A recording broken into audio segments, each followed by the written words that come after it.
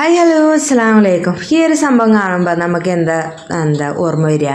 ചെറുതിലെ നമ്മൾ കഴിച്ചിട്ടുള്ള ചക്കരപ്പുട്ട്, തേങ്ങാപ്പുട്ട്, ആ ഒരു സംഭവം ഓർമ്മ വരില്ല. അപ്പോൾ അതാ അങ്ങനെ ഞാനിന്ന് ചക്കരപ്പുട്ടല്ല കേട്ടോ, തേങ്ങാപ്പുട്ട് ഇടാൻ നിൽക്കുകയാണ് കേട്ടോ ചിരട്ടയിൽ.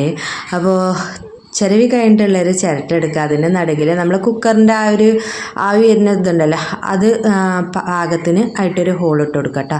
അപ്പോൾ ഞാൻ അങ്ങനെയൊക്കെ സെറ്റാക്കിയിട്ടുണ്ട്. എന്നിട്ട് ഉതിർത്ത പൊടി, തേങ്ങ, ഇതൊക്കെ നമ്മൾ സാധാ പുട്ടിൻ്റെ ലെവലിലേക്ക് തന്നെ ആക്കിയിട്ട് ഫില്ലാക്കി കൊടുക്കുക കേട്ടോ. എന്നിട്ട് എന്ത് ചെയ്യുക, നമുക്ക് മുകളിലും സാധാ നമ്മളെ പുട്ടിന് എങ്ങനെയാണ് ആ പൊടി നിറക്കണത് അതുപോലെ നിറച്ചിട്ട് എന്താ കുക്കറിൻ്റെ ഈ ഒരു ആവി പോണ ആ ഒരു സംഭവത്തിലേക്ക് നമുക്ക് ഈ ഒരു ചിരട്ട ആ ഹോള് അങ്ങോട്ട് ഇറക്കി വെക്കുക കേട്ടോ.